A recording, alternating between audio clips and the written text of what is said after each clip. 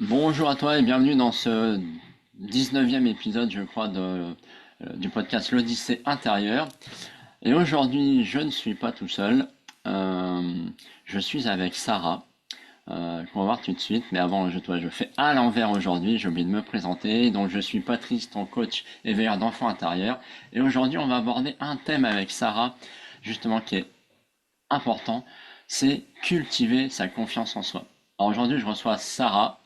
LDDH, alors LDDH pour la douceur des hérissons, mais elle nous expliquera tout ça, parce que les hérissons c'est tout doux, mais ça dépend où tu caresses.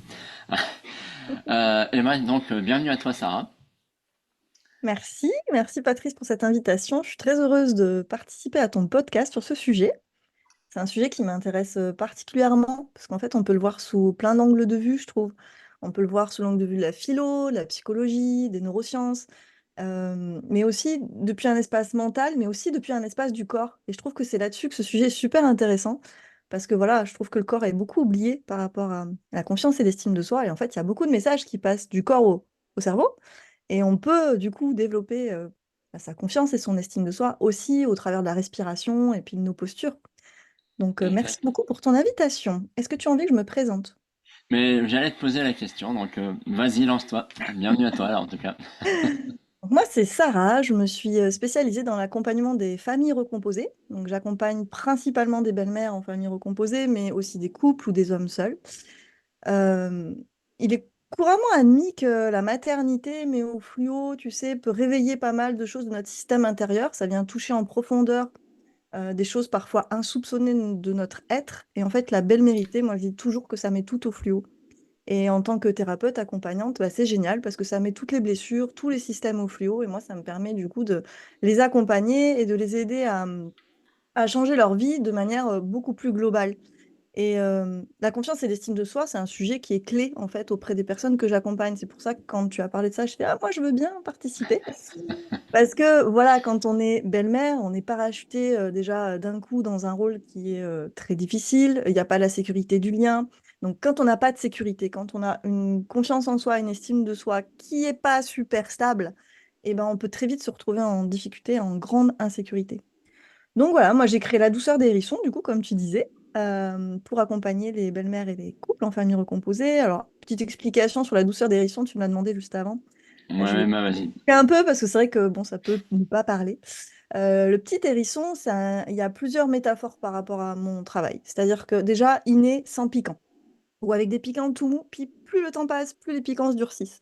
Et c'est exactement ce qui se passe dans les familles recomposées. Elles arrivent avec mais les plus grandes belles intentions du monde, avec l'amour, on peut tout faire, tu sais. Et puis au final, il y en a pour qui ça se passe pas aussi bien. Et les piquants, ils se durcissent. Et le hérisson, l'hiver, soit il se colle trop, il se pique, il se fait mal, il se blesse, soit il se colle pas assez, il a froid, il meurt. Et c'est vraiment la métaphore parfaite, je trouve, dans la famille recomposée de comment chacun peut trouver la bonne place, la juste place pour pas se blesser et en même temps bah, se réchauffer. Donc voilà. Et donc moi, c'est retrouver la douceur sous les piquants. Ouais, mais j'adore cette métaphore en fait, parce que c'est là tu le vois toi dans ton domaine d'intervention, mais je dirais un peu global à tout, c'est que au début tu arrives sur cette terre, je dirais, avec bah, tout l'amour du monde en général, Mm. quand tu as la chance d'avoir une famille aimante, etc. Mais on va partir de ce constat-là, et puis bah des fois, bah, il t'arrive des événements dans la vie où justement, bah, tu te crées, voilà, il y a un événement, ça se passe pas bien, hop, il y a une épine qui pousse, et puis une autre, et puis du coup, tu te crées un lot d'épines, et du coup, ces épines-là, tu t'en mets tout autour du corps, ce qui fait qu'après, tu, tu, tu t'empêches, toi, de faire venir les autres.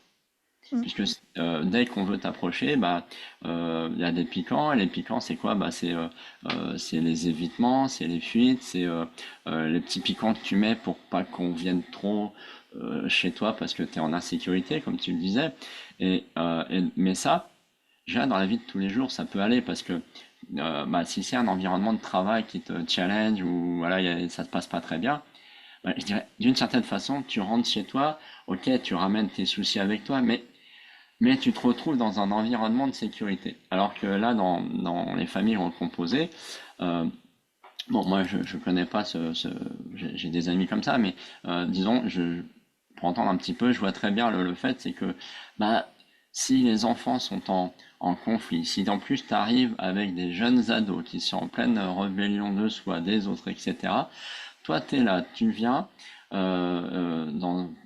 souvent dans un lieu qui n'est pas le tien, puisque c'est souvent la maison de l'autre, avant de dire on emménage, Mhm. et tu te retrouves avec des, des espèces de petits machins sur pattes là qui courent partout et puis qui t'envoient des scuds et puis qui te balancent des ouais mais de toute façon t'es pas ma mère, t'es pas mon père et là j'imagine que ça fait très mal et donc Oui. et là ta confiance et du coup ton estime de soi bah elle en prend un coup aussi et du coup je dirais, quels sont les premiers messages quoi, que tu glisses à tes clientes ou en général par rapport à ça pour déjà adoucir, hein, voilà, adoucir les piquants qu'on peut recevoir dans ces cas-là, pour ne pas, parce que moi dans mon histoire, on en reparlera un peu plus tard, mais c'est vrai que quand toi, tu as été blessé, quand tu te retrouves dans cette zone d'insécurité, quand tu n'as pas de compétences, d'outils, ou que tu n'as pas encore la conscience de certaines choses, qu'est-ce que tu vas faire? Tu vas renvoyer tout ça. Mhm. Alors moi, c'est ce que je faisais, c'est tout ce qu'on te balance, tu le renvoies à ta sauce, et souvent c'est puissance 10. Et là, eh ben, ça va pas adoucir le hérisson, hein. L'autre, il va t'envoyer, là, c'est des scuds nucléaires et compagnie, quoi. Et donc, ça va amplifier le problème. Donc, voilà, toi, qu'est-ce que tu Bah, fais et qu'est-ce que tu proposes dans ces cas-là? alors déjà, je voudrais revenir sur ce que tu disais, parce que toi, du coup, tu parlais des piquants qui sont envoyés, en gros. Et la confiance et l'estime de soi, elle est énormément touchée par les belles-mères parce qu'aussi, ça met au fluo toute leur part d'ombre. Enfin, ce qu'elles disent part d'ombre, parce que moi, je vois pas ça comme ça. Mais ce qu'elles peuvent voir comme des choses où ça peut leur faire honte. Par exemple, tiens, je me rends compte que j'ai pas envie de rentrer chez moi, j'ai pas envie de voir mes beaux-enfants, c'est trop violent. Ah, j'arrive pas à les aimer. Ah, l'ex, vraiment, ça m'est insupportable. Parce que souvent, il y a des conflits avec l'ex aussi. Et du coup, c'est vraiment être dans le rejet d'un autre être humain, dans la colère contre un autre être humain. C'est avoir des comportements qu'on ne se reconnaît pas. Elles vont aller fouiller dans le téléphone de monsieur, elles vont avoir envie de répondre aux messages à la place de monsieur. Elles vont, enfin, il y a vraiment tout plein de choses qui sont réveillées et qu'elles vont assimiler comme des parts d'ombre et qu'elles vont voir comme quelque chose de mauvais, de mal chez eux, de sale. Et alors ça, pour la confiance et l'estime de soi, ben, c'est très compliqué. Donc il y a vraiment deux choses. Il y a à la fois les pics qui sont envoyés, alors là, tu as parlé des pics des beaux enfants, mais en plus, dans la belle mérité, il y a aussi les pics de la société. La belle-mère, aujourd'hui, ça reste encore quand même la marâtre, hein. Le Ouais, beau-père qui vient, c'est souvent, vrai. c'est le super-héros qui vient sauver la femme en détresse et qui est quand même vraiment gentil de s'occuper des enfants qui ne sont pas les siens. La belle-mère qui arrive, elle a plein de devoirs, plein d'injonctions. Aime-les, mais c'est pas tes enfants. Tu te prends pour la mère ou quoi? C'est, mais enfin, il faut que tu t'en occupes. Elle a plein d'injonctions et en même temps, si elle fait pas, elle s'en prend plein la figure. Et si elle fait, elle n'a pas de reconnaissance parce que c'est juste normal. Et du coup, elle a vraiment, elle a aussi elle doit aussi faire face au, alors rejet de la société, c'est un peu fort, mais à l'image sociétale, tu vois. C'est une belle-mère qui va venir se plaindre de ses beaux enfants. C'est pas comme une maman qui va dire ah j'en peux plus, je suis fatiguée, mes enfants. Bon là, elle va avoir de l'empathie. On va peut-être lui dire bah ouais, tu peux te faire accompagner, peut-être te faire aider.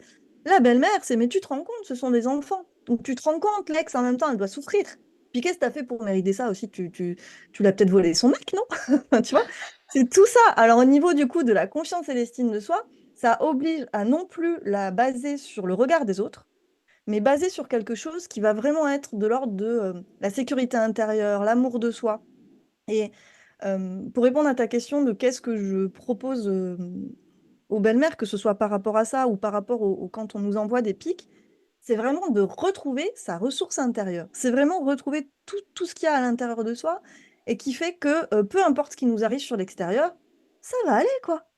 Si demain, mon beau-fils, il vient et m'insulte, bah, ça va aller. Si demain, Alex, elle fait je ne sais quoi, eh ben, j'ai confiance au fait que j'ai des ressources en moi, puis aussi dans mon couple, et ça, c'est super important aussi, la confiance dans le couple, Mm.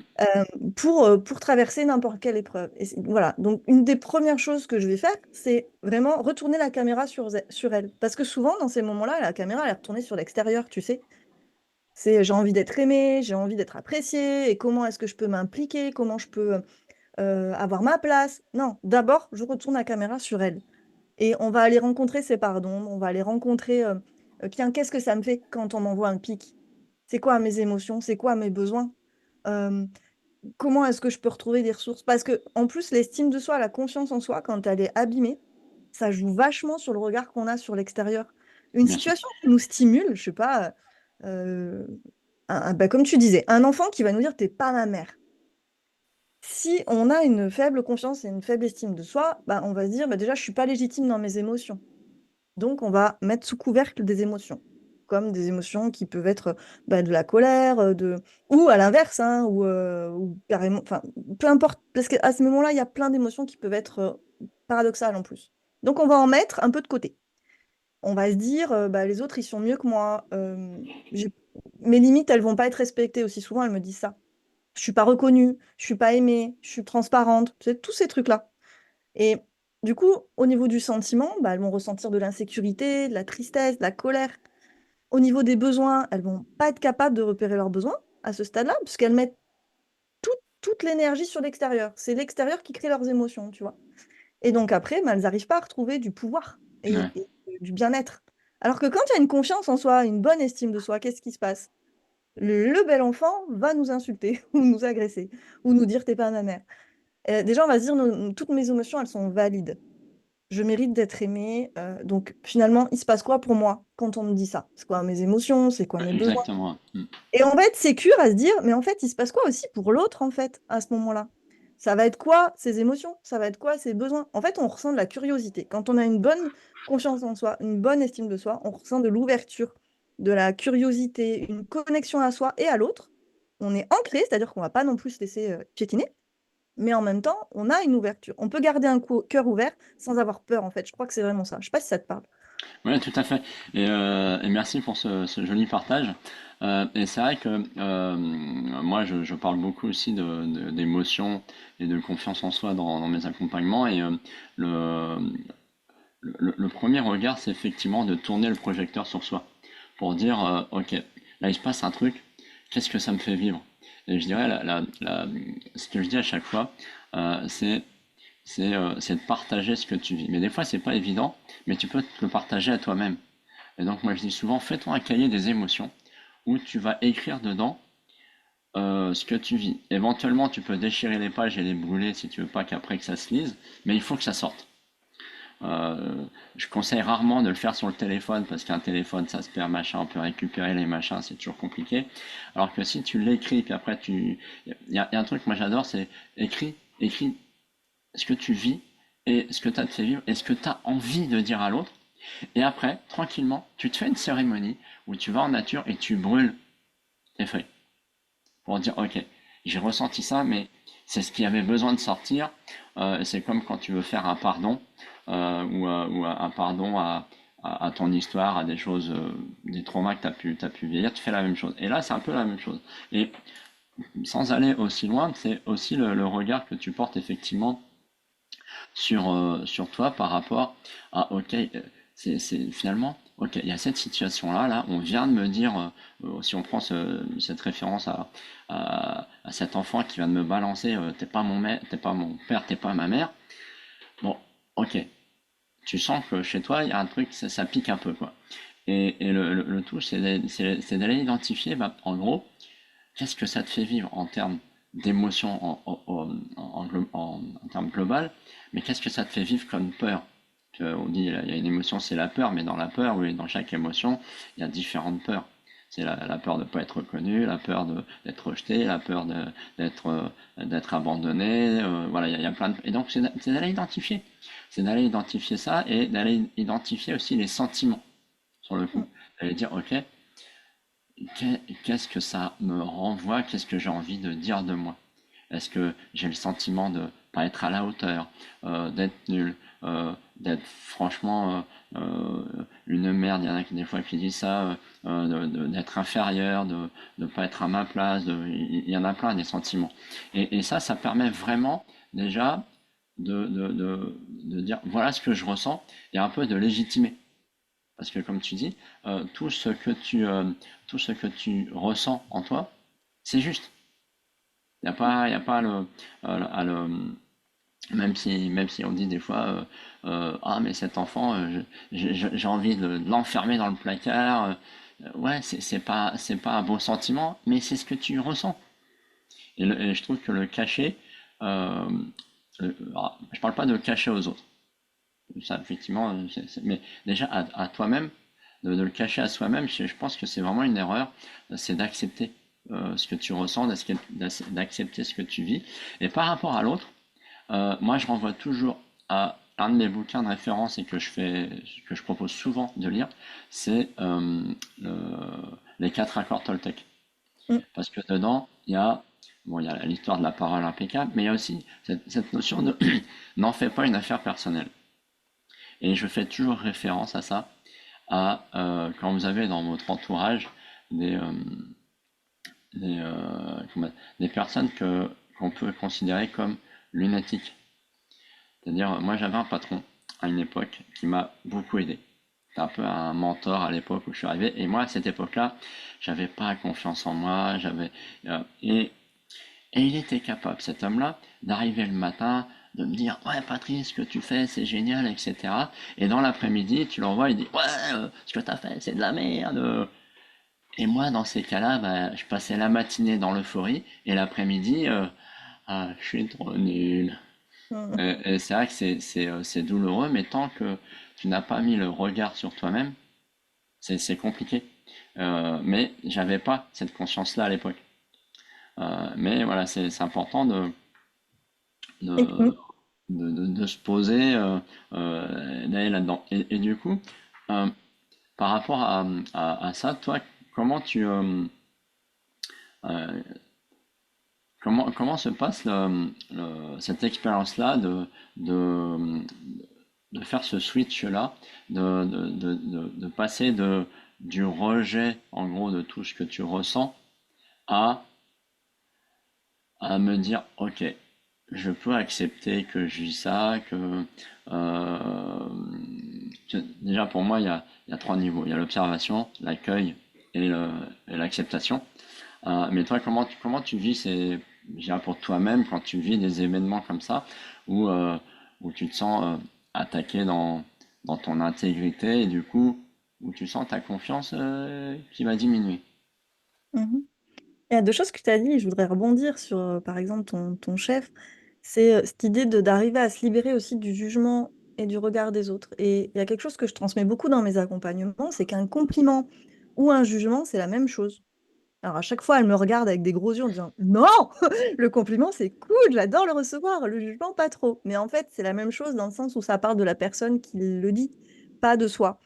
Euh, et je prends plein d'exemples pour ça, mais l'idée c'est d'arriver à se connecter finalement à quel besoin cette personne-là qui est en train de nous juger, que ce soit en bien ou en mal, cherche à exprimer par ce jugement ou ce compliment. Si on nous dit mon Dieu, que t'es belle aujourd'hui ou que t'es beau aujourd'hui, ça parle pas vraiment de nous, ça parle de la personne en face et de son besoin d'esthétisme et de ses stratégies pour les prendre en prendre soin. Et de la manière dont on est habillé ou dont on est physiquement fait, et ben cette personne, oui, ça va contribuer à sa stratégie pour prendre soin de son besoin d'esthétisme, par exemple. Mais ça parle de l'autre, ça parle pas de nous. Si on va voir quelqu'un d'autre, bah, le jugement ou le compliment va changer. C'est bien, je trouve, la preuve que ça parle pas de nous. Et donc, je pense qu'effectivement, dans la confiance et l'estime de soi, et c'est ce que tu disais, c'est vraiment apprendre à se libérer de ce jugement pour comprendre que ça parle de l'autre et avoir ce petit esprit curieux de se dire, mais finalement, qu'est-ce que l'autre, il me dit derrière son jugement ou derrière son compliment, d'ailleurs.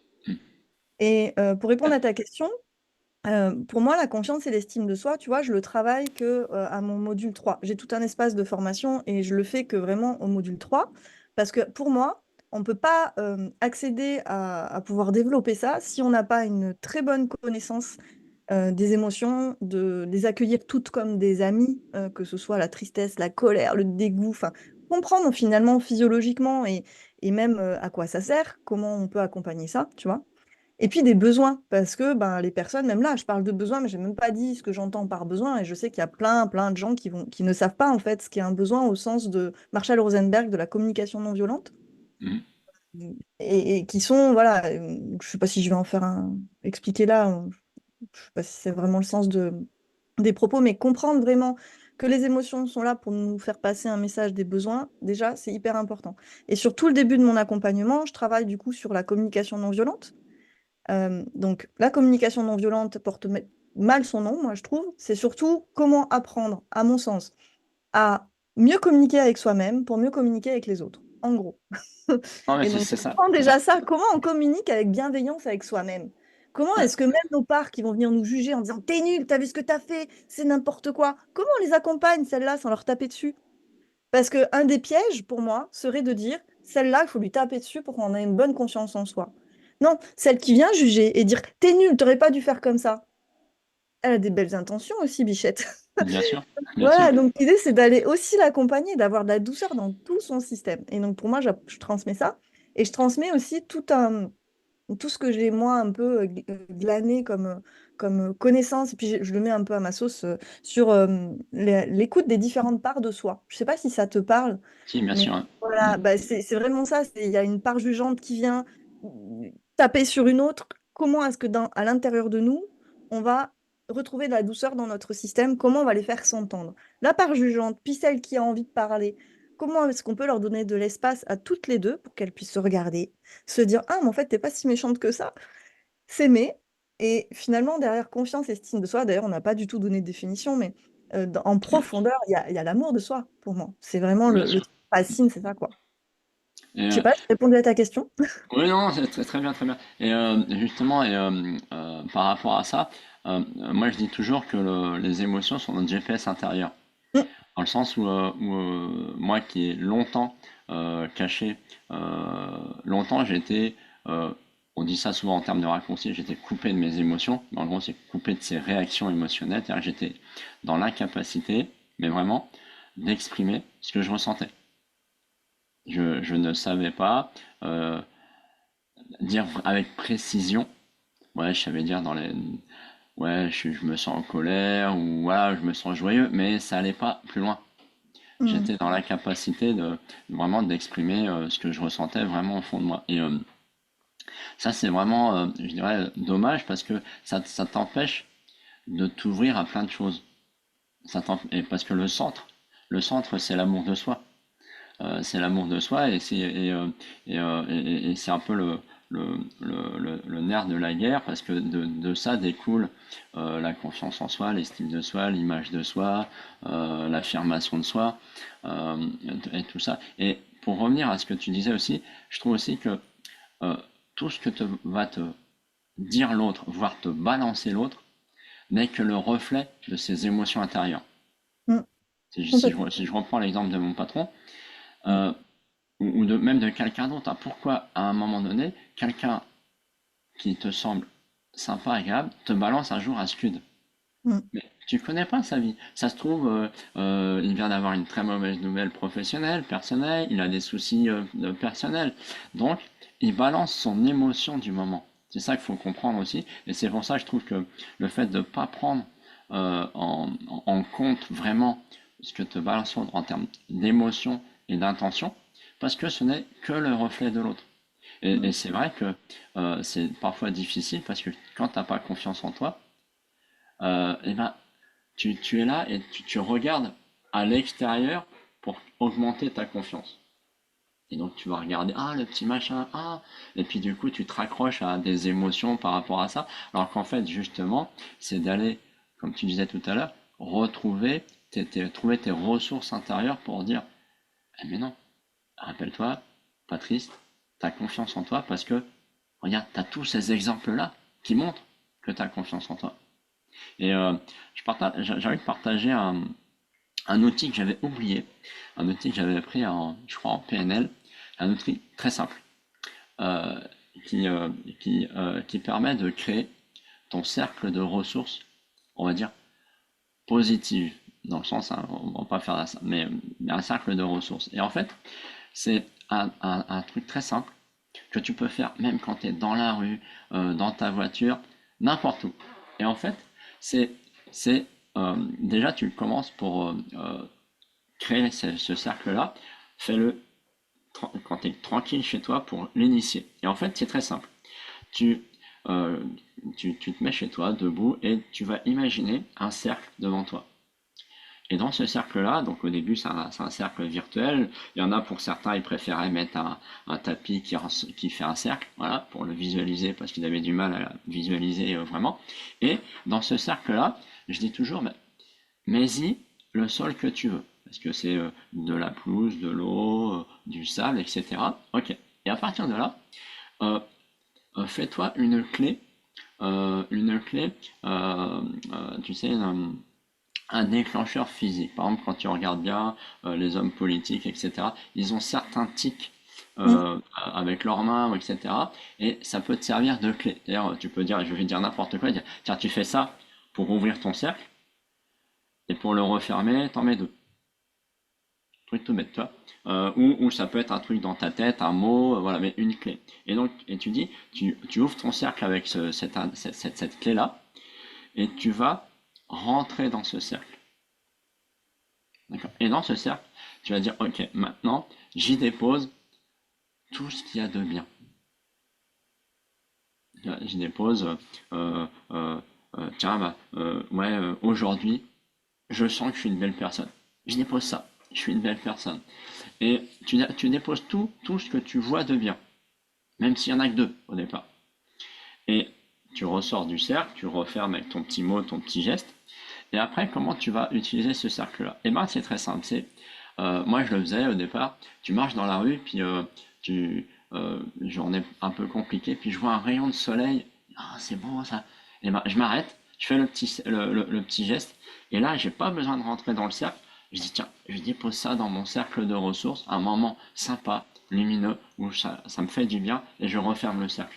Et quand tu as besoin de ressources, et donc ça, tu peux le faire quand tu veux, ça prend 3 secondes, et c'est pour ça que je lui dis que tu peux même le faire en voiture en restant concentré quand même sur ta conduite. Et après, quand tu as besoin de ressources, qu'est-ce que tu fais? Soit tu as deux options. Soit tu dis, tu fais cette clé pour rentrer dans ton cercle et tu dis, tiens, là j'ai besoin de confiance en moi. Tu cherches comme dans ton sac à main, dans ton sac à dos. Tiens, où est-ce que j'ai déposé des moments de confiance en moi? Ah ouais, j'ai celui-là. Ah oui, j'ai confiance en moi. Et tu le remets. Ou si tu veux pas le remettre, tu peux te dire, certains se disent, ouais, mais non, je l'ai consommé, donc je m'en débarrasse et je vais en trouver d'autres. Tu as plusieurs options. Et il y en a d'autres où vraiment quand tu as besoin, où tu es vraiment bas et tu as besoin de baigner dans tes ressources, tu rentres dans le cercle. Et tu dis, voilà, je suis dans mon cercle, c'est mon cercle où je suis en sécurité, parce que je ne l'ai pas dit au départ, mais tu peux créer, tu peux dire aussi, voilà, je rentre dans un cercle, c'est un espace où je suis en complète sécurité, il n'y a rien de négatif qui peut rentrer dans ce cercle. Toi, tu peux créer tout le contexte que tu veux, et en rentrant dans ce cercle, tu dis, j'ai besoin, donne-moi des moments où j'avais une bonne estime de moi, que tu as mis dans ton cercle. C'est pour ça qu'au début, tu passes plutôt ton temps à remplir ton sac à dos, ton cercle là, de plein de belles choses. Ça peut être, j'ai un beau téléphone, ah, vraiment, je me remercie d'avoir eu l'argent, les finances pour acheter ce téléphone. Et donc, toi, c'est tout ce qui peut être bon pour t'aider à booster ton estime de soi, ta confiance, ton affirmation, ton amour de soi, tu le mets dans ce cercle-là. C'est un cercle, il y a nos limites d'espace dedans, et tu le refermes pour être sûr que rien ne s'échappe. C'est vraiment le concept. Et tu le réouvres et tu le refermes quand tu veux, quand tu as besoin. Et je trouve que Ouais, c'est ça permet de développer deux choses, je trouve. C'est la gratitude déjà, exactement. parce qu'on passe beaucoup de temps à mettre notre énergie sur ce qui va pas, sur ce qu'on devrait changer, et assez peu de temps pour goûter ce qui va bien et ce qui nous fait du bien. Donc ouais, la gratitude. Et moi, j'appelle ça se connecter à l'énergie des besoins. Je sais pas si ça va te parler, mais Oui, moi, j'appelle ça comme ça. J'aide à, ok, quand on a une émotion agréable, on va essayer de se connecter aux besoins, on va enregistrer un petit peu ça. Et puis quand on a quelque chose qui va pas, qui nous stimule, qu'on repère un besoin, ça peut être effectivement un besoin de confiance en soi, on va essayer de se connecter dans un autre espace, ok, quand est-ce que j'ai eu effectivement confiance en moi, comment c'était, comment je me sentais, quelle stratégie j'avais utilisée ou qu'est-ce qui était mis en place. Je trouve que ça aide aussi à comprendre que tout est éphémère. C'est pas parce qu'à un instant T, ça va pas que tout ne va pas. Ça permet aussi de trouver nos ressources dans d'autres espaces, se dire que bah, sur ce moment-là, peut-être pas, mais peut-être qu'on peut soit ramener des moments qui nous ont fait du bien, comme tu disais, pour nous permettre de traverser ça, soit voilà, au moins dépasser ça en se disant tout est éphémère et je pourrais retrouver un autre espace où je me sentirais bien plus tard. Et ça permet, je trouve, de retrouver des ressources, comme tu dis, ouais, c'est intéressant. Mm. Ouais. Et tu as raison d'insister sur les besoins, parce que c'est vrai que euh, quand justement tu es dans ces phases-là, ou quand tu ne te connais pas toi-même, et je parle en connaissance de cause, bah, quand je disais tout à l'heure que j'avais pas cette notion d'émotion, je savais pas exprimer mes émotions, mais du coup, bah, les besoins, bah, pareil, puisque les émotions sont le reflet de, comme tu l'as dit, là je le dis à ma façon, sont le reflet de tes besoins du moment. Si tu sais pas ce que tu vis en toi, ça va être compliqué de. Et c'est pour ça que je trouve que c'est vraiment important aussi de connaître tes besoins. C'est de quoi tu as besoin dans ta vie en général. Est-ce que tu es quelqu'un qui a le besoin de plus de sécurité? Bah après, tu peux aller creuser. Sécurité en quoi? Sécurité relationnelle, sécurité affective, sécurité financière. C'est des besoins. Après, ça peut être les ressources premières. Bon, bah voilà, j'ai pas d'argent, j'ai besoin de manger. Bah, il me faut un minimum. Après, ça peut être voilà. Et ça peut être des besoins parfois simples. J'ai besoin qu'on me reconnaisse, qu'on me dise un petit mot. Mais c'est d'identifier et sans s'en cacher. Parce que des Mm. fois, bah non, non, je peux pas dire que j'ai besoin qu'on me dise ah, t'es belle ou t'es beau. Mm. Si, t'as besoin de ça. L'émotion te le dit à ce moment-là, accepte-le et va trouver la ressource chez toi ou après, je dirais, l'autre étape aussi que je trouve, une fois que tu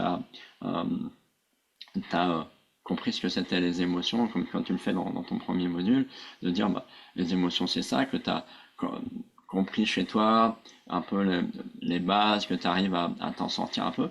Je trouve ça intéressant d'aller oser aussi l'exprimer à l'extérieur. Parce que, et c'est vrai que c'est challengeant. Moi, ça m'est déjà arrivé, hein, j'avais commencé à ça, d'aller dire à quelqu'un ce que tu me fais vivre, là, ce que tu me dis tous les jours, c'est vraiment pas sympa. Moi, ça me coupe dans ma confiance en moi. Donc, je voudrais qu'on en parle, ou si tu veux pas en parler, je te demande d'arrêter.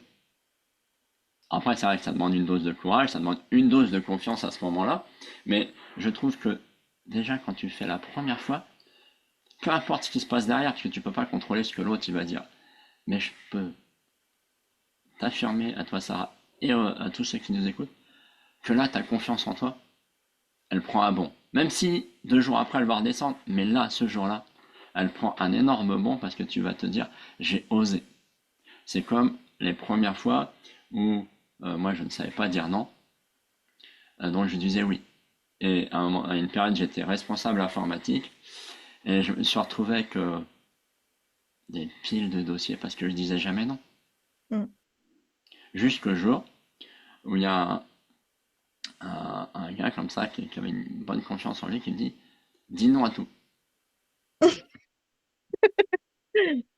Hein, et Mm. il m'a dit commence par dire non à tout.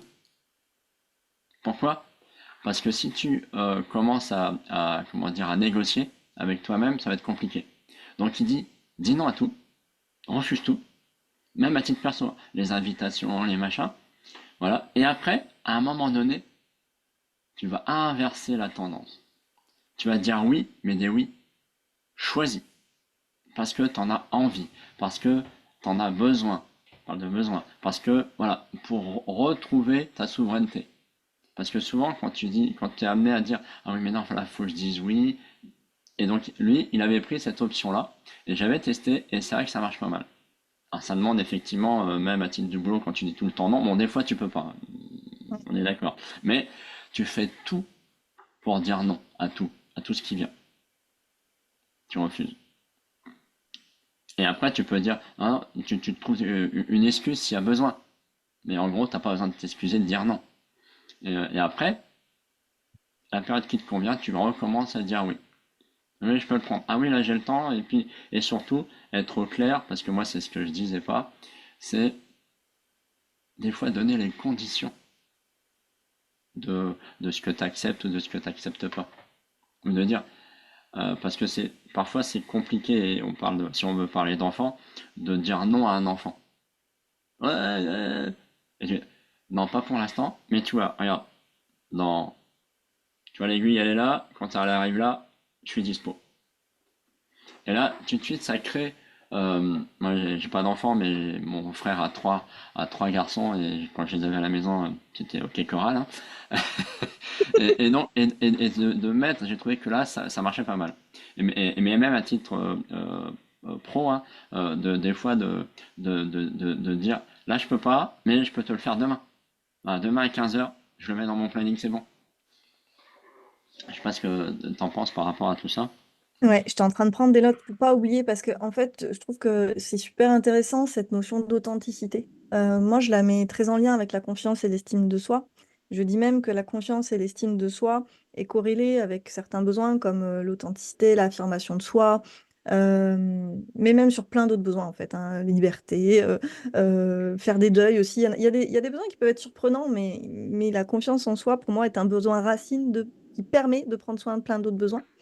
Et dans ce que tu disais, effectivement, il y a la question de l'authenticité. Et être authentique permet aussi de développer la confiance et l'estime de soi. Sauf que cette authenticité, c'est ce que tu dis, des fois, c'est dur. Comment est-ce qu'on exprime ses limites sans avoir peur du rejet, sans avoir peur du jugement? Finalement, c'est ça. Parce que pourquoi est-ce qu'on n'exprime pas nos limites? Parce qu'on a peur de blesser, parce qu'on a peur du jugement, parce qu'on a peur de ne pas être aimé. Donc, c'est vraiment un apprentissage que je regrette qu'on ne fasse pas à l'école, de comment est-ce qu'on exprime nos limites avec assertivité. Comment est-ce qu'on exprime nos limites en prenant soin de l'autre et en prenant soin de soi?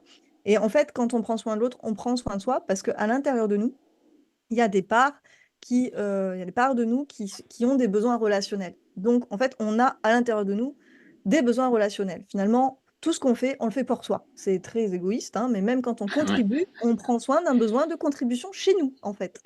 Donc, l'idée, c'est de justement prendre soin de tout ce qu'il y a chez nous. Pas que de nos besoins qui sont perso, juste à nous, enfin, juste à nous, qui vont pas prendre soin des besoins relationnels. On a aussi besoin de prendre soin de la relation. Sauf quand on veut couper, sauf, voilà, dans certaines situations, mais globalement, on a besoin de ça. Et ce qui est difficile, du coup, c'est comment est-ce qu'on apprend à exprimer ses limites. Et donc, effectivement, ça fait aussi partie de mon accompagnement. J'ai tout un atelier, tu vois? C'est comment apprendre à exprimer ses limites parce que bah, ça fait partie des grosses problématiques des belles-mères en plus. Je pense que tu peux imaginer pourquoi. C'est Oui, que oui, quand bien on sûr. est belle-mère, on a envie d'être aimée et on n'a pas du tout envie d'être rejeté. Donc souvent au début, bah, elles disent oui à tout, tout le temps. Elles dépassent leurs limites tout le temps. Elles se sentent pas écoutées, mais elles vont pas le dire. Et en fait, petit à petit, bah, la confiance en soi, l'estime de soi, elle est grignotée. Parce que c'est exactement ce que tu disais. Quand on n'est pas authentique, quand on dit oui à la place d'un non, on grignote notre confiance et notre estime de soi. Et il y a quelque chose que je partage de Marshall Rosenberg, c'est vraiment transformer les il faut que, je dois, je suis obligé en je choisis. Mm. Et on va commencer cette phrase à chaque fois qu'on dit, ben, en fait, mais je suis obligé de lui dire bonjour, par exemple. Bah non, t'es pas obligé en fait, hein. T'as tout à fait le choix de pas dire bonjour. Pourquoi tu dis bonjour? Bah, parce que sinon, je vais pas me sentir bien, hein. Ah bon, et pourquoi? Bah, parce que quand même, le pauvre, il arrive, non, je me dis, j'ai envie de contribuer pour lui quand même à ce qu'il se sente bien. Ah, donc tu choisis de dire bonjour, parce que ça prend soin de certains besoins chez toi. Et c'est quoi qui est pas pris en compte par le fait de dire bonjour? Bah, parce que ça fait tellement longtemps qu'il me parle mal, tout ça, c'est compliqué, je me sens mal. Ok, finalement, c'est quoi qui se joue chez toi? Et ces besoins-là, est-ce que tu peux les prendre en compte autrement? Quel choix tu vas faire? Est-ce que tu choisis de dire bonjour ou est-ce que tu choisis de dire pas bonjour? Parce que sinon, quand on n'est pas dans un espace de je choisis, on est comme marionnettisé par un truc extérieur qui n'existe pas, hein, parce que c'est nous qui Ouais. commandons, quoi. Et là, je trouve que là, on perd énormément en confiance et en estime de soi. Ouais, non, mais c'est tout à fait, merci pour ça. Et ça me fait penser à justement quand tu dis ouais, mais l'autre il me respecte pas, etc. Et ouais, tout de suite j'ai envie de dire, mais est-ce que toi tu te respectes? Ouais. Est-ce que toi tu te mets des limites? Mm. Est-ce que toi, Quelles tu limites? t'écoutes? Voilà. C'est et en fait, c'est vrai que paradoxalement, le jour où moi j'ai commencé à m'imposer, mais c'est vrai que souvent les gens ils disent, oh non, mais je veux pas imposer. Non, mais j'ai juste dit des noms. bah, les gens ont été choqués au Mm, départ. mm. Ben oui. Mais après, il y a eu des changements. Il y a eu ouais, un peu plus d'écoute des autres, il y a eu un peu plus de respect. Pourquoi? Bah, parce que je me respectais pas en disant oui à tout, en voulant faire plaisir. Moi, c'était mon gros driver pendant longtemps. Mon besoin premier, c'était de faire plaisir. Enfin, en apparence, il y avait beaucoup de choses derrière, mais j'avais besoin de cet élan de rendre service à tout le monde. Et c'est un tort. En C'est plus, un tu tort. respectes pas l'autre non plus parce que du coup, Ah tu non? n'es pas authentique et tu lui fais pas le cadeau de ton nom. C'est ce que je leur dis aux femmes que j'accompagne. Je dis dire non, c'est un cadeau parce que ça vous évite de leur en vouloir. Parce que si vous dites oui en pensant non, derrière, vous allez avoir de la rancœur, vous allez leur en vouloir, ça va ressortir d'une manière ou d'une autre. Et vous n'êtes pas authentique non plus. Donc, dans la relation, ça abîme la relation. Donc, Ouais, c'est un cadeau à faire que de dire non, même si c'est difficile. ouais, parce qu'après, t'en viens à dire, ouais, mais avec tous les efforts que j'ai fait pour toi, attends, attends, attends, attends. Exactement. Si c'est toi qui as choisi de faire les efforts, t'as pas le droit de lui dire ça. Mm, Alors que si effectivement tu fais des efforts à contre-cœur, là ouais, ça va sortir ça. mm. C'est vrai que c'est tout l'enjeu d'accepter et de s'accepter finalement soi avec ses pardons, moi, comme tu le disais au début. Euh, et du coup, pour toi, comment fonctionne la confiance en soi par rapport à soi? Comment tu relis, alors je vais être plus clair, comment tu relis la confiance en soi avec tout ce qu'on entend autour, c'est-à-dire l'estime de soi, l'image de soi, l'affirmation de soi, l'amour de soi. Comment toi tu l'articules? C'est quoi ta vision de la confiance en soi par rapport à tout ça? Pour faire très très simple, parce que je ne veux pas perdre tes auditeurs, la confiance en soi, si on veut la résumer de manière très forte, c'est je crois en moi, je sais que je suis capable. Il y a la notion de capable derrière. L'estime de soi, ça va plus être j'ai de la valeur, je vaux quelque chose. L'amour de soi, pour moi, c'est ce qui nourrit un peu tout ça. C'est vraiment, tu sais, il y en a qui ont fait des expériences de connexion à l'amour profond de tout ce qui nous relie, tu sais, bah, pour moi, c'est ça, l'amour de soi, c'est sortir des notions de bien et de mal. Ça va être sortir justement de je suis une bonne personne, je suis une mauvaise personne. En fait, non. Dans toutes mes parts, dans tout ce qui m'habite, dans tout ce qui m'anime, il y a du bien et du mal, de partout. Donc, en fait, le bien et le mal n'existent pas, du coup. Et on va plus se connecter depuis un autre espace. Et quand je parle de ça, les gens sont perdus, parce que quand on les sort du bien et du mal, ils disent, mais ok, il reste quoi? Comment je sais ce qui est bien, ce qui est mal? Et ben, on va se connecter à nos besoins. Et en fait, Ouais, depuis l'espace de nos besoins, il n'y a ni bien ni mal. Nos parts qui sont, par exemple, jugeantes, et là, nos parts jugeantes à l'intérieur de nous, ça peut être quelqu'un à l'extérieur, mais quand quelqu'un vient dire t'es nul, ou quand une part de nous nous dit t'es nul, il n'y a ni bien ni mal dans le fait de parler comme ça, ou peut-être la stratégie, elle n'est pas OK, parce qu'effectivement, ça va ni aider la personne, et nous, ça ne nous aide pas non plus quand on se dit ça. Par contre, derrière, il y a des super belles intentions. Il y a une belle intention, par exemple, de préserver la relation, de préserver le lien. C'est peut-être que quand on a eu un comportement qui a abîmé une relation, abîmé quelqu'un, on va se dire t'es nul. Bah ouais, mais ça veut juste dire qu'en fait, on a des besoins de contribution et de réparer une relation. C'est super beau, c'est pas mal. Par contre, des fois, il y a des stratégies qui sont un peu à changer pour adoucir tout ça. Est-ce que je réponds à ta question? Je suis ouais, pas non, sûre. très bien, très bien. Et je suis en phase avec ça effectivement. Ou, pour moi, effectivement, pour moi, c'est ça, c'est à l'amour de soi et l'amour de soi va faire que bah, tu vas avoir une bonne estime de toi qui va te permettre de passer à l'action pour gagner en confiance. En gagnant en confiance, bah, tu vas pouvoir t'affirmer. Et du coup, alors après, je sais jamais dans quel sens on le met, mais peu importe. Et puis après, tu vas avoir une meilleure image de toi-même. Des fois, les deux se mettent dans un sens ou dans l'autre, mais en gros, c'est ça. Et c'est vrai que euh, c'est des fois compliqué parce qu'on a des raccourcis et des abus de langage qui font que euh, ça, je prends toujours l'exemple très simple. Euh, Tu mets de la musique chez toi, ou tu écoutes de la musique, tu discutes avec une personne, et elle te dit, oh, je trouve que là, c'est nul. Et là, c'est vrai que intrinsèquement, tu dis, comment ça, je suis nul? Mm. Parce que tu dis, la musique est nulle, et du coup, si la musique est nulle, souvent tu fais une amalgame, donc j'écoute la musique de nul, donc je suis nul.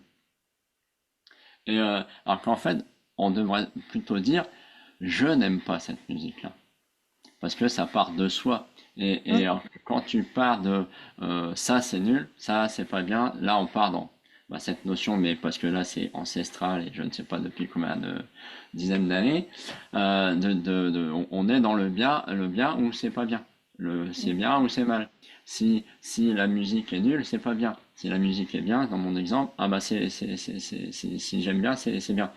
Alors qu'en fait, ça crée, je trouve, euh, tous ces abus de langage font que c'est compliqué de naviguer avec les autres quand t'es pas armé pour dire maintenant il parle de lui. mm, mm. Il parle pas de moi, il parle de ce qu'il aime ou de ce qu'il aime pas, et il me le renvoie à sa façon. Mm. Je sais pas, ça Ouais, rejoint un c'est peu ça. la Ouais, communication non et du violente dont coup, tu parlais. les personnes en plus à ces moments-là peuvent se dire faut que je change, j'ai un truc à changer chez moi. Et d'ailleurs, quand souvent les personnes veulent développer leur confiance et leur estime d'elles-mêmes, déjà elles partent du principe qu'elles sont pas assez bien, qu'elles ont un truc à changer en fait. Il faut qu'elles améliorent leur confiance et leur estime de soi. Et en fait, pour moi, déjà rien que quand on est dans une idée de vouloir changer, ben, on bloque le Ah fait bah d'évoluer sur ce truc. En fait, pour moi, c'est vraiment à détricoter, c'est-à-dire on ne cherche plus à évoluer. On ne cherche plus à changer quoi que ce soit. On accueille comment on est, on accueille ce qui se joue, ce qui se passe. Et sans chercher à évoluer, bah, c'est là que l'évolution va se faire. Mais c'est super compliqué à comprendre, ouais. ça. Ouais, parce que Mais d'une certaine façon, on est assez. voilà. Et si déjà on se dit, ah, ben, j'ai pas assez confiance en moi, j'ai pas une bonne estime. En gros, je suis pas assez. Donc déjà, on bloque ce truc-là. Et on aura beau faire tous les accompagnements derrière. Si c'est dans une idée de se changer, si c'est pas dans une idée de s'accueillir et de s'aimer comme on est maintenant, ben, on ne peut pas évoluer. En tout cas, moi, je crois pas. Ouais, non, Peut-être sur un je suis instant T, d'accord avec parce toi. qu'il y a une personne qui est là, qu'on a envie, à qui on a envie de plaire, tu vois. Donc, on va. C'est ce qui se passe des fois dans les accompagnements thérapeutiques. La personne. Mais dès que le thérapeute va s'enlever, après, pouf, ça retombera comme un soufflet. Voilà, c'est ça, c'est vraiment la difficulté de la confiance en soi et de l'estime de soi, c'est vraiment de comprendre que euh, tout part de soi. Mm, C'est c'est pas tu peux aller voir des conférenciers spécialisés dans la motivation, tu vas ressortir de là, tu vas être boosté pendant une semaine, et des fois moins, et puis mm, hop, tu vas retomber. Alors que si tu fais l'exercice de dire ok, chez moi, où est-ce que chez moi, parce que ça on dit souvent, ouais, j'ai pas confiance en moi. Tu sais prendre ta douche, tu sais te laver les dents, donc là t'as confiance déjà. Et après c'est vraiment de cibler, par exemple, ouais, moi j'ai pas confiance en moi, moi c'était j'ai pas confiance en moi avec les autres. Ok. Dans quel contexte? Comment? Quoi? T'as des amis? Ouais, donc t'as des confiances, tu peux avoir confiance avec des gens, t'as des amis. Et donc c'est vraiment toujours de, on a tendance à être trop généraliste et c'est là que le bas blesse parce que plus tu es généraliste, plus c'est compliqué. Ça veut mm, dire que là, mais t'as vu tout ce que j'ai à changer. mm, mm. Alors qu'en fait, non, tiens, on va commencer par celui-là là, et on va voir que tu l'as déjà en toi. Simplement, tu l'as pas vu ou tu le vois plus. Parce qu'on Tout a est en appuyé soi. dessus, Mm. parce que on a mis du sable, de la boue, je sais plus quoi dessus, on t'a sali, et du coup, tu le retrouves plus. C'est un peu comme des fois, c'est ce que je dis, bah oui, ta confiance en toi, c'est un peu, ou ton estime de toi, c'est un peu comme l'écureuil là qui a mis ses noisettes un peu partout et au final, il sait plus où c'est. Faut qu'il aille les rechercher. Bah, on va faire comme l'écureuil, on va aller chercher des bouts d'estime de soi, de confiance en toi, et tu vas voir que t'en as plein. Après, c'est vrai dans mon accompagnement, je parle, je crois que j'en ai 10, j'en ai repéré 10 des choses qui empêchent la confiance et l'estime de soi. Parce qu'il y a plein de choses, en fait, qui nous empêchent d'avoir une bonne confiance et une bonne estime de soi. Ça peut être par exemple la drogue du regard des autres. Tous ceux qui ont basé leur confiance et leur estime de soi sur le regard des autres pendant toute leur vie, ils lèvent la main. Je précise parce Ouais, qu'en je l'ai fait. podcast, ils vont pas le voir. Et ben, ceux qui ont basé toute leur confiance en soi et leur estime de soi sur le regard des autres toute leur vie, mais leur demander de lâcher ça, c'est OK, mais je vais avoir quoi en dessous, quoi? Comment je fais? Et du coup, j'ai de l'attention aussi quand je me sens aimée par le regard des autres. Mais si j'enlève ça, comment je vais me sentir aimée? Comment je vais me sentir exister? Comment je vais me sentir être? Enfin, c'est tellement insécurisant que ça peut empêcher ça. Et c'est vraiment une drogue du regard des autres. Il peut y avoir aussi la croyance que c'est mal de s'aimer.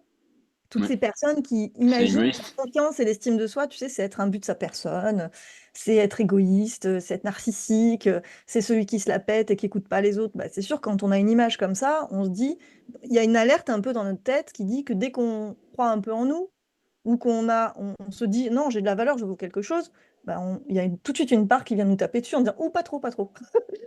Ouais.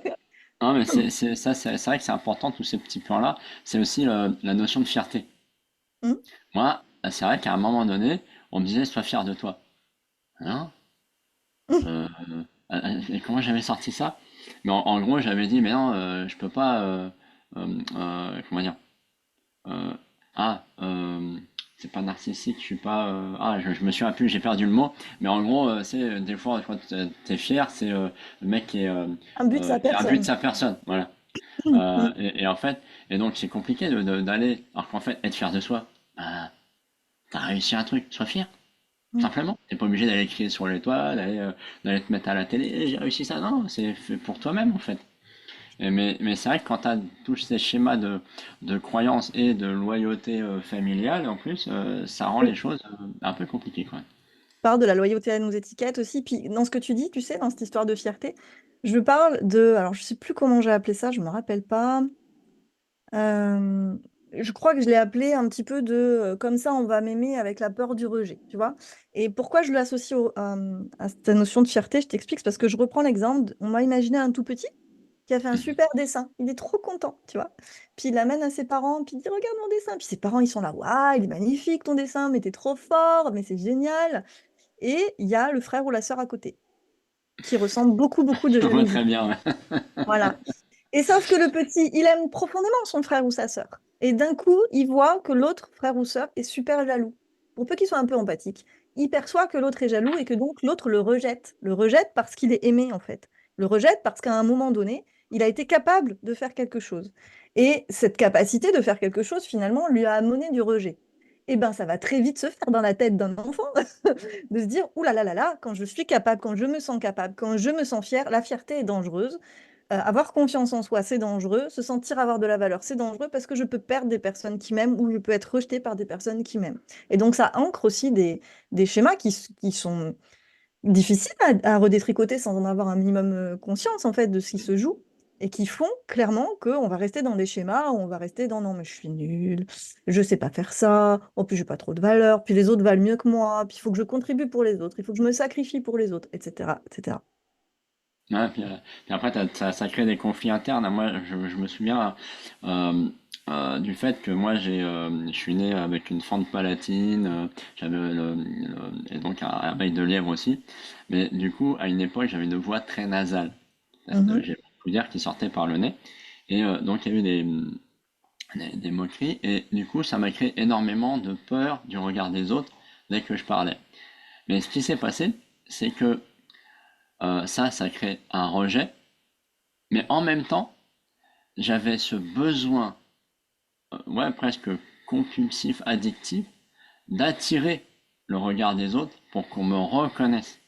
mhm, Et donc ça crée des conflits où bah, moi je faisais le con, je sortais des conneries pour qu'on rigole de moi. Donc qui dit rire, bon, mais c'était pas directement sur moi, mais du coup ça attirait le regard des autres et en même temps j'en voulais, mais j'en voulais pas parce que ça me crée cette peur du regard des autres. Est-ce qu'il rit à ma blague ou est-ce qu'il rit de moi? mhm, Et donc c'est vrai que t'as vraiment des fois des choses à détricoter et mhm. donc pas à changer. Hein, si on veut vraiment rester, faut pas se changer soi.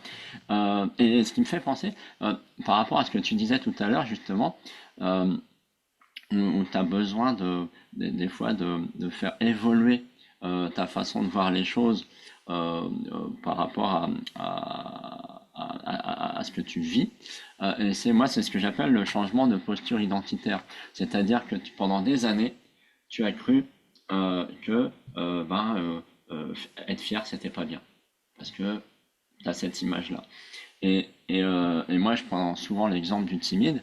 Ben, le timide, parce que là c'est très visuel, le timide, quand il marche, souvent tu le reconnais. Il regarde Mhm. le sol, il a les épaules un peu rentrées, il te regarde pas dans les yeux. et à un moment donné, tu dis, bon, on va travailler sur la confiance en soi, parce que c'est pour ça que tu vas me voir. Et si tu lui dis de but en blanc, bon, bah, on va changer, maintenant, tu vas te comporter comme ça. C'est pas possible. Mm. Et donc, faut détricoter pour après lui dire, bon, maintenant que tu comprends ce que c'est la confiance en soi, tu comprends comment avoir plus confiance en toi, même si c'est pas encore bien ancré, mais tu as cette capacité de te récupérer.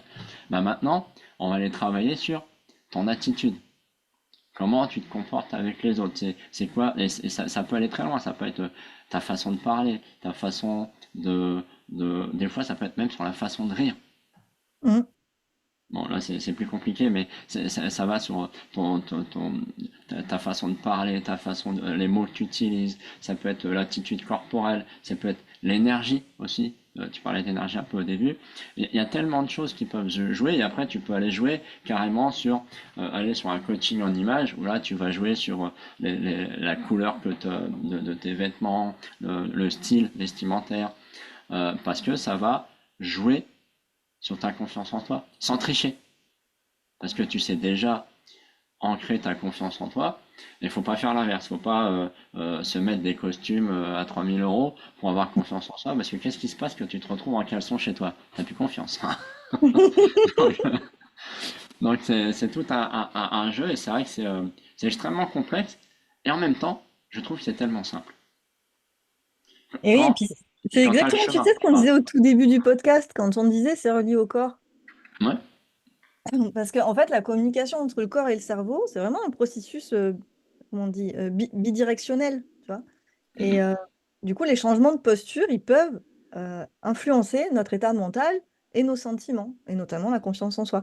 Et il y a un exercice que je propose dans mes accompagnements et que j'ai envie de proposer à tes auditeurs ou Et ben auditrices, avec plaisir. c'est de vraiment d'essayer là, de se mettre debout et d'avoir une posture un peu de super-héros. Soit de Hulk qui a les bras comme ça, là, qui monte ses muscles et puis qui relève la tête, le torse, tout ça. On va le Soit faire, on va le faire. la posture de la super-héroïne, tu sais, et puis qui se met, voilà. Et puis la super-héroïne, elle se met, elle, les mains sur les hanches. Je sais pas si on entendra encore bien, je me suis mis debout. Ouais. Mains sur les hanches, la poitrine bien en avant, la tête en haut, et je leur fais prendre 1 minute ou deux, rien que pour ressentir corporellement comment on se sent quand on est dans ces postures. Et ben franchement, à chaque fois, les réponses, elles sont unanimes. C'est ah ouais, je sens qu'il y a des choses qui se libèrent. Je sens que je me sens plus sécure. Ah mais je me sens que j'ai plus confiance, ouais, c'est fou. Et donc cette posture-là, je les invite à les conscientiser dans leur quotidien quand elles voient que c'est un besoin de confiance et d'estime de soi qui est touché, qu'elles regardent leur posture. Et ben souvent la posture, et c'est ce que tu disais, un timide on le reconnaît. Et ben pareil, quelqu'un qui a un besoin de confiance et d'estime, on la reconnaît. Il va y avoir les épaules un peu baissées, il va y avoir une respiration aussi. La Mm. respiration, moi je me suis formée en cohérence cardiaque, je transmets la cohérence cardiaque parce que la respiration a énormément de conséquences sur toute notre physiologie et Ouais, sur ouais, notre tout à état fait. Ouais. mental. Et donc, on pense beaucoup au mental pour améliorer la confiance et l'estime de soi. Et pour moi, eh ben, pour le coup, s'il y a bien un truc que le corps peut faire, c'est franchement ça, Ah, se reconnecter c'est- à son corps et faire passer des messages au corps. Et donc, je vous invite vraiment, les auditeurs et les auditrices, là, plus souvent dans votre journée, à utiliser ce type de posture. Et enfin voilà, les neurosciences l'ont prouvé, il y a ah ouais, ouais, vraiment tout à une fait. posture de pouvoir, elle libère, je crois que c'est la testostérone, j'espère ne pas dire de bêtises. Si j'ai dit une bêtise, je te le dirai pour que tu le mettes dans les notes, mais je crois pas. Ça libère Non, la je crois que c'est bon. Ouais. testostérone, et c'est l'hormone du pouvoir. Donc quand on se sent fragile, c'est hyper important de travailler sa posture. Non, mais et tu as tout à fait raison au niveau du corps. La respiration, c'est vraiment important. J'en ai même fait un petit produit que j'appelle le kit de survie émotionnelle, où Ah ouais. dedans, où dedans, tu as sept techniques de respiration différentes en fonction des besoins. Déjà, tu prends, je dis toujours, si tu as la chance d'avoir un bébé chez toi, regarde-le quand il dort. Mm. Comment respire-t-il? Et il va respirer par le ventre. Oui. Alors que quand on est stressé ou inquiet, on respire là. Et Et d'ailleurs, t'as les des adultes gens, respirent beaucoup en haut, beaucoup et moins en t'as, bas. et t'as, et voilà, et t'as beaucoup de personnes, ils sont là tout le temps. Alors qu'en fait, le fait de redescendre ici, tu mets ta main et tu sens ton ventre se gonfler et se dégonfler comme un ballon, et déjà tu vois tout de suite, quand tu es honnête avec toi-même, que tu te sens un peu moins stressé, les émotions, ce que j'appelle les bad émotions, les colères, etc., elles vont descendre un petit peu, l'intensité du moins que tu reçois. Et donc, et je l'ai déjà partagé dans un podcast, mais c'est ce genre d'outil où moi, quand j'étais salarié, où vers la fin de mon salariat, où j'étais très très stressé, et ben j'avais une technique, c'est j'allais aux toilettes et je faisais quelques exercices de respiration. Mhm. Parce que ça permettait de. Ça résout pas tous les problèmes, mais au moins tu Mhm. fais descendre tout ce qui te met en panique, le stress, la colère, les doutes. Ça te ramène un peu plus en ancrage, même si c'est très léger, ça permet déjà de faire ça. Et, et ça se joue, je dirais, sur les prises de décision. Je fais une jointure avec autre chose, parce que ça, quand t'as pas confiance en toi, et ben, des fois, le moindre besoin de décision devient compliqué. Mhm. Parce que tu es dans le doute. Ouais, mais si je choisis ça, enfin, après, tu sais, c'est toujours les discussions, choisir, c'est renoncer. Mhm. Mais quand tu as confiance en toi, tu te poses pas la question. Tu dis, bah, je veux ça, je prends ça, je dois aller dans cette direction, j'y vais. Si ça marche pas, bah, je reviendrai en arrière, puis j'irai là. Alors que quand t'as pas confiance en toi, bah, tu es là, tu tergiverses. Moi, je me souviens de décisions professionnelles à une époque que j'avais à prendre, mais des fois, je mettais 3 jours pour prendre une décision. Alors qu'en fait, c'était simple. Et, euh, et j'avais vu une conférence d'une nana qui s'appelle Sonia Choquette, Mhm. où elle utilise une technique que j'adorais. Et des fois que j'utilise quand tu es trop dans ton cerveau. Parce que tu doutes. Parce que tu as soit ça peut arriver, c'est que tu n'as pas assez d'éléments ou tu as des peurs qui sont cachées derrière. Si tu prends cette décision-là, qu'est-ce qui va se passer? Ben, c'est une technique parmi d'autres de mettre ton cerveau un peu hors service. Donc, tu as des techniques de respiration comme le breathwork et t'en as d'autres de respiration tibétaine, etc., qui te mettent le cerveau un peu en off. Et là, eh ben, c'est très simple. Tu es chez toi, enfin c'est plus simple de le faire chez toi. Tu te mets une musique qui fait un peu danser et tu vas danser toute la durée, donc au moins une musique qui dure 3 minutes et tu fais toute la chanson en respirant uniquement par la bouche, avec une intensité. C'est-à-dire, Mhm. t'es pas obligé de danser, mais si tu fais des trucs comme si tu dansais un peu comme certains peuples africains, où tu danses un peu comme ça, Mhm. et comme ça. Et du coup, tu vas asphyxier ton cerveau. Et après, sur scène, Sonia, donc, elle demande à la personne, voilà, c'est quoi la décision que tu as à prendre? Voilà, ok, t'hésites, pourquoi t'hésites, etc. Et puis après, elle lui fait faire l'exercice. Après, elle dit, ok, maintenant c'est quoi ta décision? Et les deux personnes qui sont passées disent, ah bah c'est ça. Bon bah, réfléchis pas. Ton corps t'a aidé à prendre la décision, c'est cette décision-là que tu as à prendre. Enfin, Mhm. c'est ce choix que tu dois faire, de cette façon-là. Mhm. Et c'est vrai que moi, je le fais de temps en temps sur des trucs où j'hésite, des fois pour m'amuser, puis ça permet de bouger le corps, parce que des fois, quand tu es trop comme ça dans tes problèmes, eh ben, ça fait bouger le corps et en même temps, je t'invite à tester, puis vous testez aussi, chers auditeurs, de l'exercice et vous faire un retour. Et je trouvais que c'était très intéressant parce que ton cerveau, bon, déjà, ça te fait bouger, et le cerveau, tu sens vraiment il en peut plus, quoi. Il est un peu Mhm. comme le chat, il tire la langue, et toi, tu dis, je veux ça. Bon, bah, vas-y. Je testerai, Voilà. je te dirai. Et Ouais. ça joue parce que c'est pareil. Je trouve que la confiance et l'estime de soi, quand on n'a pas, bah, tu te coupes de beaucoup de facultés corporelles Mhm. et énergétiques aussi. Parce que du coup, à l'époque où j'avais pas du tout confiance en moi, l'intuition, zéro, hein. Zéro. Aujourd'hui, j'ai beaucoup plus d'intuition que j'apprends à écouter. Mhm. Je le vois quand je la suis. Bah, c'est vrai que suivre une intuition qui te dit d'aller à l'envers, des fois, de ce que ta tête voudrait que tu ailles, Bah, c'est un certain lâcher-prise et du coup une certaine confiance en soi en se disant non, non, je vais écouter cette petite voix là, ce petit truc là qui me titille depuis quelque temps, je vais le suivre. Et jusqu'à présent, tout ce que j'ai suivi, c'était bon. Donc, Mm. Ouais, apprendre à s'écouter, je crois que c'est vraiment la clé, hein. Comme on disait, retourner la caméra. Mm. ouais, c'est chouette. Euh, Qu'est-ce que tu aurais comme... je vois qu'on s'approche déjà d'une heure 20.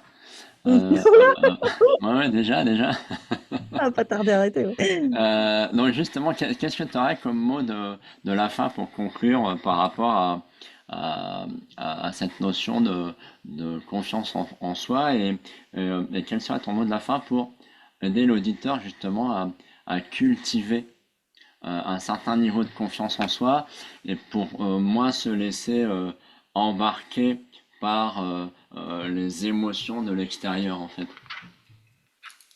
Waouh! Alors, le résumé, c'est pas mon fort. Moi, j'aime bien faire des conférences de 3 heures, tu vois, faire des grosses formations où je transmets absolument tout. Parce qu'en fait, il y a tellement de choses qui sont reliées pour permettre ça, si tu veux, que je ne saurais pas le résumer. Euh, Par contre, ce que je peux dire, c'est que c'est vraiment tout est lié avec le retournement de caméra, l'accueil de soi entièrement, pleinement, et avec quand même certaines connaissances. Moi, je ne sais pas comment j'aurais fait, si tu veux, si j'avais pas eu certaines connaissances. Moi, apprendre à accompagner ses émotions, apprendre qu'est-ce qu'un besoin, apprendre comment mieux communiquer avec soi, comment avoir de la bienveillance avec soi-même, apprendre à comprendre notre système. Ce que j'appelle le système, c'est vraiment comment on est construit, quel est notre rapport au monde, quelles sont nos lunettes. Je ne sais pas comment j'aurais pu faire pour arriver à m'affirmer, à oser dire non, à me libérer du regard des autres, enfin tout ça. Je ne sais pas comment j'aurais pu rester en famille recomposée, sincèrement. Sans avoir ces connaissances et ces compétences aussi, parce que c'est les connaissances, c'est important de les transformer en compétences. Donc, j'aurais trop de trucs à dire, tu vois, c'est vraiment tout Non, plein de trucs qu'on a en dit. fait je trouve que tu fais une belle synthèse malgré toi, à ton insu de toi-même. Ah, C'est, c'est formez-vous. ben ouais. Et, Ouais.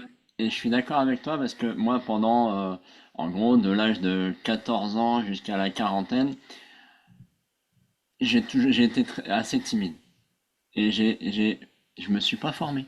J'ai Mm, rencontré des personnes qui m'ont aidé sur le chemin à apprendre à réduire cette timidité-là. Mais tout a changé le jour où j'ai eu ma première coach, les fois où j'ai fait des ateliers sur travailler sur réduire sa timidité, gagner en confiance. Et aujourd'hui, donc ça fait plus de 10 ans que tous les ans je suis des coachs, des formations X et Y. Et ben aujourd'hui, je peux avoir des moments où j'ai pas confiance en moi, mais j'ai les outils. mm, mm, J'ai les outils, ça peut être et ce qui est génial, c'est quand tu vas justement à des événements comme ça ou des formations, bah, c'est que tu prends les outils que tu veux. Et moi maintenant j'en ai plusieurs, donc ça peut être la méditation, le sport, la respiration. T'as énormément d'outils pour pour gagner ta confiance en toi, pour l'inscrire et l'ancrer. Mais toujours évidemment, comme tu le dis, d'insister vraiment, c'est le regard. Je prends la caméra et double spot et je le mets chez moi pour voir justement, je dirais, ok, là, qu'est-ce que tu vis? Et puis c'est d'être ouvert, ouvert à cette part d'ombre que tu as chez toi. Ok, qu'est-ce que je vis là? Je me sens pas bien. Ok, je me sens pas bien. Qu'est-ce que je ressens? C'est quelle émotion? C'est d'aller vraiment, pour ça je dis, faites-vous un cahier des émotions pour, je dirais, faire votre technique. Si aujourd'hui vous en avez pas, c'est simplement questionnez-vous. Vous avez en plus, voilà, vous avez des outils maintenant informatiques genre ChatGPT qui peut vous aider à vous questionner si vous voulez le faire tout seul ou faites-vous accompagner, c'est encore mieux. Mais vraiment, c'est la culture de s'auto-questionner et de s'écouter vraiment dans le bon sens du terme pour aller dire qu'est-ce que ça me fait vivre, pourquoi je vis ça, enfin c'est pas la bonne question, pour quelle raison je vis ça, c'est d'où ça vient. Je trouve que c'est intéressant moi, c'est ce que j'ai appris et ce que je fais faire à mes clients, c'est d'où ça vient. Parce que des fois, la timidité, et je parle d'où ça vient, non pas enfin, pour aller rechercher l'histoire peut-être que tu as vécue, mais pas pour aller faire une thérapie, il n'y a pas forcément besoin, mais pour dire, ah, c'est là. Mm. Et à ce moment-là, quand j'avais, si je parle pour moi, quand j'avais 14 ans, ben, on s'est moqué de moi en public. Ça m'a ancré des choses. Cette histoire, elle est là, elle restera toujours là, mais c'est toute cette enveloppe émotionnelle qu'il y a autour qui fait que j'ai promené ce sentiment de ne pas avoir confiance en moi, etc. Et le fait d'aller nettoyer la part émotionnelle de ce que tu as vécu, bah déjà, ça devient beaucoup plus simple. Donc, il y a plein de parcours, effectivement, pour gagner sa confiance en soi, mais c'est vraiment, ouais, c'est se regarder soi dans le miroir avec honnêteté et avec des outils. Et pour avoir des outils, bah, bon, tu peux lire, je l'ai fait. Tu peux regarder des vidéos sur YouTube, je l'ai fait, mais le mieux, je trouve, hein, c'est d'aller vraiment rencontrer des gens avec qui tu te sens en affinité pour te faire accompagner. Donc, si toi qui me regardes, t'es belle-mère, beau-père et que c'est pas top, va à la rencontre de Sarah, elle t'expliquera tout ça mieux que moi par rapport à ce que tu vis, comment le transformer et devenir le beau-père ou la belle-mère de rêve. Ouais, De rêve, j'ai la justement, chance d'avoir eu une pas belle-mère forcément, mais avec en tout qui, cas, se sentir sereine, tu vois, se sentir ouais, sereine, se sentir sereine, se sentir sécure. Je pense que plus on a de la douceur pour soi, plus on peut en avoir pour les autres. Et je rajouterais à ce que tu as dit la notion du corps aussi. Tu vois, il y a mhm, le comprendre bien et sûr. puis il y a le corps. Et comprendre ne change pas. C'est ce que tu as dit, c'est vraiment la pratique, c'est les outils qui vont changer.